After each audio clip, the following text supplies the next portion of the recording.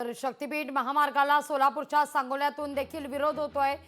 शेतकऱ्यांचा सांगोल्यामध्ये देखील रास्ता रोको आहे। 2 तासांपासून सोलापूर कोल्हापूर राष्ट्रीय महामार्ग हा ठप्प करण्यात आलेला आहे। महत्त्वाची ही बातमी आपण पाहतोय। ठिकठिकाणी रास्ता रोकोला आता सुरुवात झालेली। शक्तीपीठ महामार्गाला विरोध दर्शवला जातोय। गरज नसलेला हा शक्तीपीठ महामार्ग शेतकऱ्यांच्यावरती अन्यायकारक त्या ठिकाणी लादला जात आहे। शेतकऱ्यांना 15 दिवसापूर्वी त्या ठिकाणी नोटिसा द्यायला हव्या होत्या। या नोटिसा न देता पोलिसांच्या बळावरती या ठिकाणी मोजणीचं तंत्र वापरलं जाते।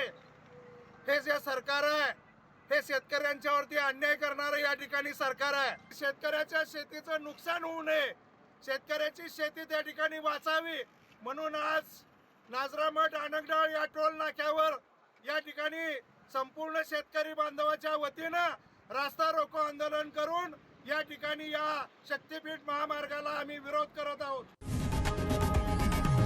लोकशाही मराठी ऐका, पहा, जागरूक रहा।